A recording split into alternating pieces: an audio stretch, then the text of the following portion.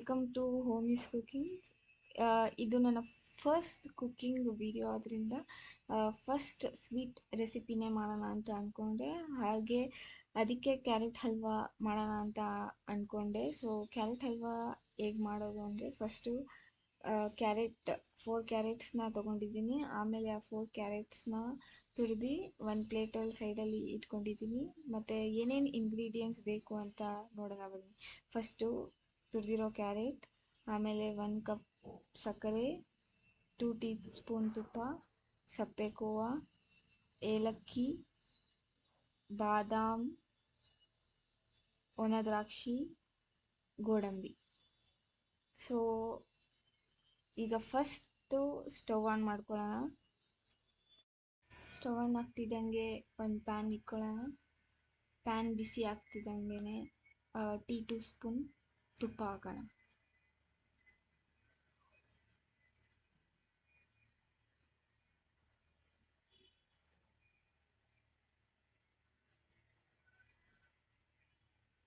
So ತುಪ್ಪ ಬಿಸಿ ಆಗ್ತಿದ್ದಂಗೆ ಕಾಯ್ತಿದ್ದಂಗೆ first ಗೋಡಂಬಿ ಹಾಕ್ಕೊಳ್ಳೋಣ.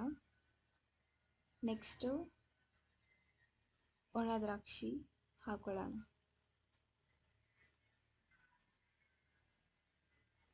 ಆಮೇಲೆ 1-2 ಮಿನಿಟ್ಸ್ ಬಿಸಿ ಮಾಡ್ಕೊಳ್ಳೋಣ. ಸೊ ಈಗ ಅದು ಗೋಲ್ಡನ್ ಬ್ರೌನ್ ಬಂದಾಗಿದೆ. ಸೊ ಅದಕ್ಕೇ ಅದು ಬಿಸಿ ಆಗಿದೆ. ಅದಾಗಿದ ತಕ್ಷಣವೇ ಬಾಣಲಿಯಿಂದ ಇಳಿಸ್ಕೊಬಿಡೋಣ ಒಂದು ಸೈಡಿಗೆ. ಒಂದು ಸೈಡಲ್ಲಿ ಒಂದು ಪ್ಲೇಟಲ್ಲಿ ಇಟ್ಕೊಂಡ್ಬಿಡೋಣ. ಈಗ ಅದೇ ಪ್ಯಾನಿಗೆ, ಬಿಸಿಯಾಗಿರೋ ಪ್ಯಾನಿಗೆ ಕ್ಯಾರೆಟ್ ಹಾಕ್ಕೊಳ್ಳೋಣ, ತುರಿದಿರೋ carrot.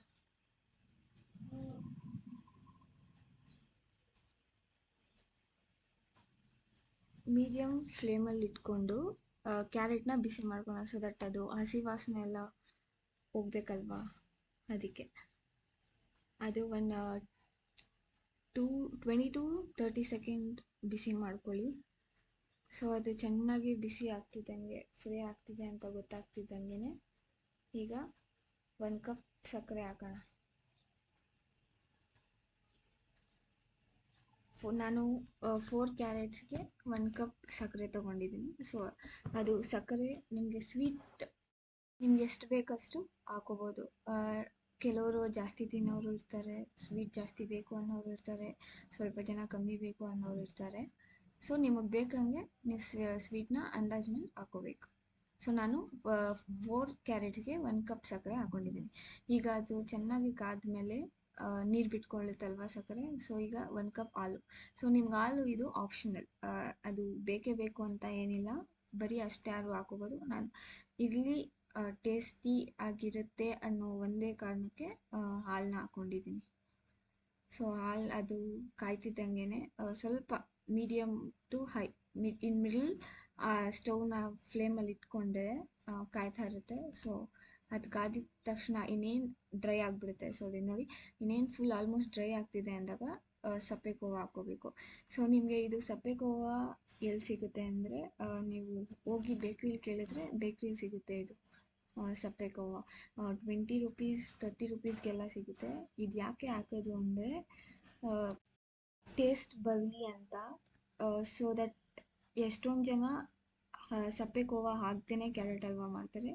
So this is unique. ಯಾಕಂದರೆ ಇದು ನೀವು ಹಾಕಿದಷ್ಟು ಕ್ಯಾರೆಟ್ ಹಲ್ವಾ ಫುಲ್ ತುಂಬ ಟೇಸ್ಟಿಯಾಗಿರುತ್ತೆ.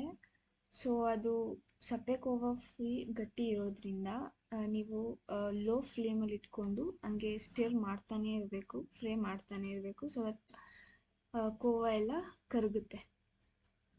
ಅದು ಕರ್ಗೋ ಗಂಟನೂ ನೀವು ಹಂಗೆ ಸ್ಮ್ಯಾಶ್ ಥರ ಆ ಥರ ಮೂವ್ ಮಾಡ್ತಾನೆ ಇರಬೇಕು. ಸೊ ನೋಡಿ ಫೈನಲ್ ಔಟ್ಕಮ್ ಯಾವ ಥರ ಕಾಣಿಸ್ತಿದೆ. ಅದು ಸಪ್ಪೆಕೋವ ಎಲ್ಲ ಕರಗಿ ಚಿಕ್ಕದಾಗಿ ಕಾಣಿಸ್ತಿದೆ. ನೆಕ್ಸ್ಟು ಏಲಕ್ಕಿ ಪುಡಿನ ಹಾಕ್ಕೊಳ್ಳೋಣ. ಅದು ಒಂಚೂರು ಹಾಕ್ಕೊಂಡು ಸ್ಟಿರ್ ಮಾಡ್ಕೊಳ್ಳೋಣ, ತಿರ್ಗಾ ಫ್ರೈ ಮಾಡ್ಕೊಳ್ಳೋಣ. ಸೊ ಆಲ್ಮೋಸ್ಟ್ ಕ್ಯಾರೆಟ್ ಹಲ್ವಾ ಆಗೋಯಿತು. ಜಸ್ಟ್ ಸಿಂಪಲ್ ಅಷ್ಟೇ. ಈಗ ಇನ್ನೇನಿದ್ರು ಡ್ರೈ ಫ್ರೂಟ್ಸ್ ನಾವು ಬಿಸಿ ಮಾಡ್ಕೊಂಡಿದ್ವಲ್ಲ, ಏನು ದ್ರಾಕ್ಷಿ ಮತ್ತು ಗೋಡಂಬಿ. ಸೊ ಈಗ ಅದನ್ನು ಹಾಕ್ಕೊಳ್ಳೋಣ.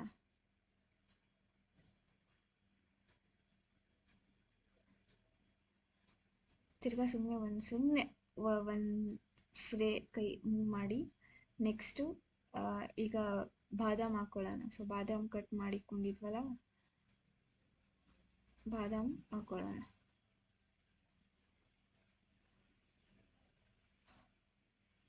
ನೀವು ಬೇಕಂದರೆ ಪಿಸ್ತಾನೂ ಹಾಕೋಬೋದು, ಡ್ರೈ ಫ್ರೂಟ್ಸ್ ಏನು ಬೇಕಾದ್ರೂ ಹಾಕೋಬೋದು. Full simple and easy. ನೋಡಿ ಎಷ್ಟು ಚೆನ್ನಾಗಿ ಕಾಣಿಸ್ತಿದೆ ಕ್ಯಾರೆಟ್ ಹಲ್ವಾ ಅಂತ. You guys have to try. ನೀವು ಒಂದ್ಸಲ ಟ್ರೈ ಮಾಡಿ. ಸೊ ನಿಮಗೆ ಗೊತ್ತಾಗುತ್ತೆ ಎಷ್ಟು ಈಸಿಯಾಗಿ ಕ್ಯಾರೆಟ್ ಹಲ್ವಾ ಮಾಡ್ಬೋದು ಅಂತ.